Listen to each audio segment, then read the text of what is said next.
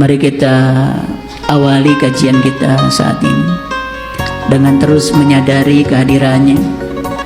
Dia tidak pernah tertidur, tidak pernah terkantuk, senantiasa bekerja untuk memenuhi seluruh kebutuhan setiap makhluknya tanpa batas.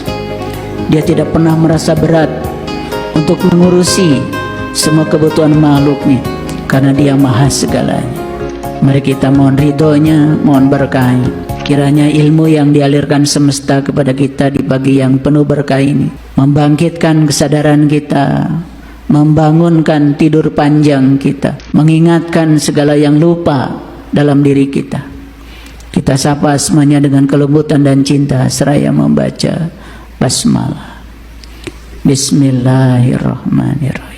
Topik kita hari ini, saya akan membuka rahasia tentang ayat kursi. Oleh karena itu maka judul kajian kita hari ini adalah Kursi Allah meliputi langit dan bumi. Hati-hati, saya duduk di kursi. Kalau saya duduk di kursi ini, antara saya dengan kursi sesuatu yang berbeda. Saya dua entitas yang berbeda, yang terpisah. Jadi jangan membayangkan kursi Allah itu Allah sebagai suatu entitas dan punya kursi, kursinya adalah entitas yang lain. Seolah-olah Allah dengan kursinya itu sesuatu yang terpisah. Kursi Allah meliputi langit dan bumi. Banyak sekali para mufassirin memberikan tafsir tentang pernyataan ini, dan saya tidak akan menyampaikan semuanya. Saya akan menyampaikan yang kira-kira koheren dengan akal kita, bisa dibuktikan, dan pemahaman ini memberikan dampak yang pragmatis untuk kehidupan kita. Kursi Allah meliputi langit dan bumi. Ada yang mengatakan kursi itu adalah kuasa. Artinya kuasa Allah meliputi langit dan bumi. Masuk akal. Ada yang mengartikan kursi itu adalah ilmu. Jadi kursi Allah meliputi langit dan bumi. Artinya ilmu Allah itu tersebar di mana-mana.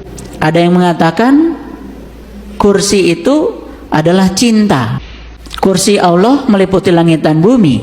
Artinya cinta Allah itu meliputi langit dan bumi. Ingat ya, langit dan bumi. Orang-orang astronomi mengatakan bahwa langit itu ya ini, ruang kosong ini, dan bumi itu adalah bumi tempat kita berpijak. Nah, yang kayak bumi ini tentu saja bukan satu. Yang kayak bumi ini jumlahnya di satu galaksi aja bisa miliaran. Contoh saja, di galaksi Bima Sakti tempat kita tinggal ini ada sekitar 250 miliar buah planet yang kayak bumi ini.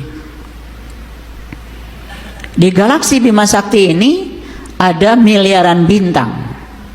Salah satu bintang yang bisa kita saksikan adalah matahari.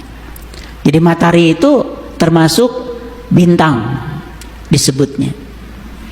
Nah, yang kayak matahari ini jumlahnya miliaran. Sedangkan setiap bintang dia punya planetnya sendiri-sendiri. Sudah bisa dibayangkan ya, satu bintang yang bernama matahari saja setidak-tidaknya sudah ditemukan ada 9 planet yang mengitarinya. Salah satunya adalah bumi. Ada Mars, ada Jupiter, ada Venus, ada Saturnus gitu. Dulu Pluto juga dianggap planet, tapi para ilmuwan mengatakan Pluto tidak termasuk planet. Di setiap planet ada satelitnya lagi. Bayangkan, bumi kita ini punya satelit namanya bulan. Jadi untuk setiap planet ada satelitnya lagi. Bayangkan betapa kompleksnya alam semesta ini. Nah, Allah itu kursinya meliputi langit dan bumi. Sampai sekarang sudah ditemukan teleskop yang paling canggih. Dulu ada namanya teleskop Hubble. Itu yang mengungkap tentang asal muasal dari alam semesta.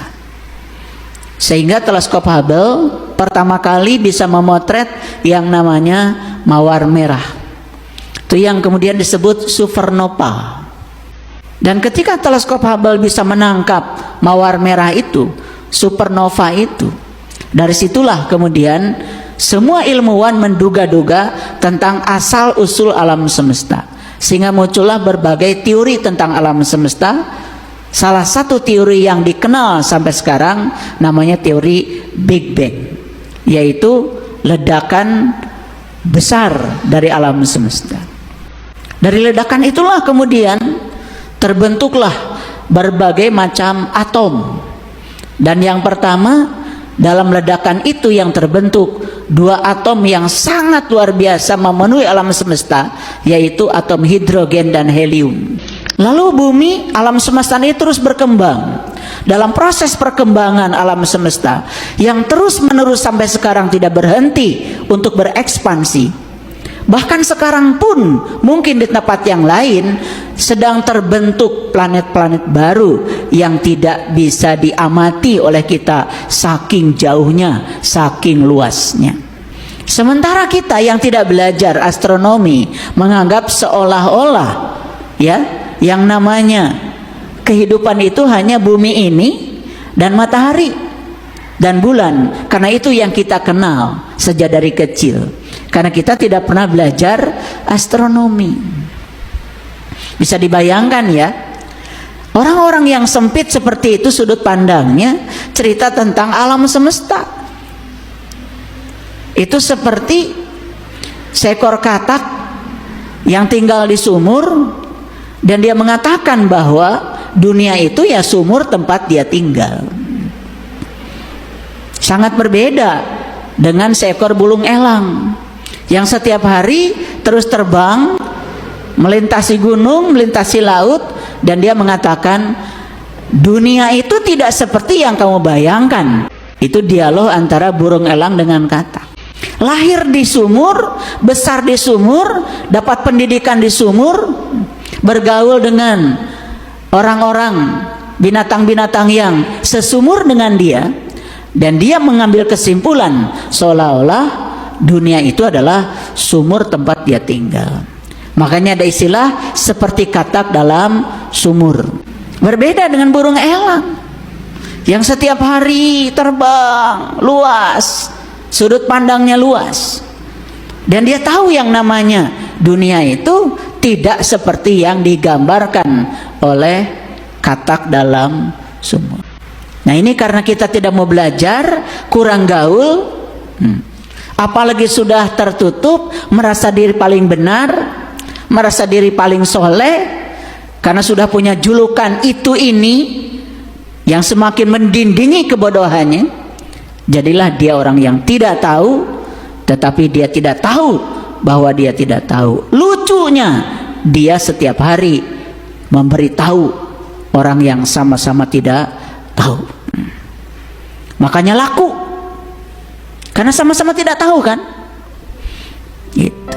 Jadi seperti katak yang ceramah di depan saudara-saudaranya yang tinggal di sumur itu. Ceramah katak itu ya laku bagi anggota masyarakat katak yang di sumur itu. Tapi kalau katak ini ngasih ceramah sama burung elang, pasti ditertawakan. Saya kasih gambaran yang sederhana supaya ngerti ya. Makanya beruntunglah orang yang tidak tahu, tapi dia tahu kalau dia tidak tahu. Dari sekian banyak katak yang tinggal di sumur itu, ternyata ada katak yang sadar. Lalu dia bilang sama burung elang, bisa nggak saya ikuti punggung kamu, biar saya bisa keluar dari kebodohan ini. Dan dia berpegang di punggung burung elang. Saat itu dia bawa menuju angkasa tanpa batas.